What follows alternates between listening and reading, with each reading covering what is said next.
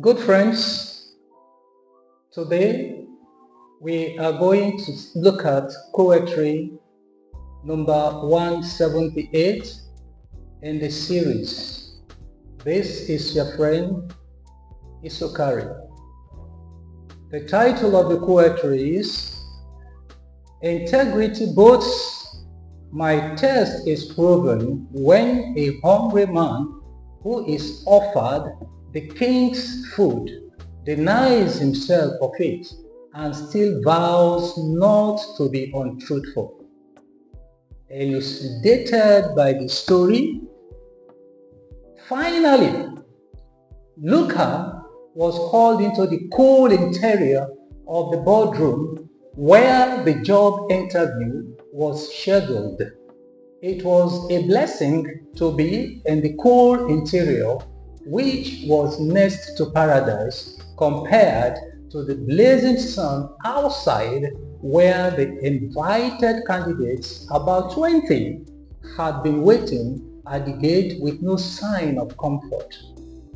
It had always been his dream, along with many other young people he knew, to be part of the Nigerian oil and gas industry. A job placement with South End Oil and Gas Limited, with headquarters in Port Harcourt, will no doubt be a dream come true. Luca had read lots of inspirational and motivational books to keep his spirit high and concentrate on nothing but success. At 25, he was at the right age for the job and had a first-class degree in petroleum engineering from a top 10 university in the United Kingdom, as well as a master's degree in oil well management from a notable Canadian university. Before he stepped into the hall, he took a final look at his attire. Smart, Armani shoes, white shirt and tie from Gucci, and a beautiful blue suit from Nest. A final look at his silver-colored Omega wristwatch, and he was standing face to face with the 5 individuals who would decide his fate. They had no doubt, having gone through his well-crafted curriculum vitae, he could see the interest in him the moment he stepped into the boardroom. Again, one of his 3 referees was an important member of the board of directors. Everything seemed to raise his confidence. 10 minutes later, he was sure everything was going well.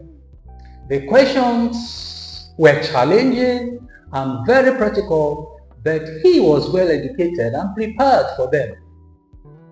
After 30 minutes, that felt like 30 years, the chairman looked up and said, "Young man, I think you have the drive we need in this company, and I believe I'm not alone in that line of thought."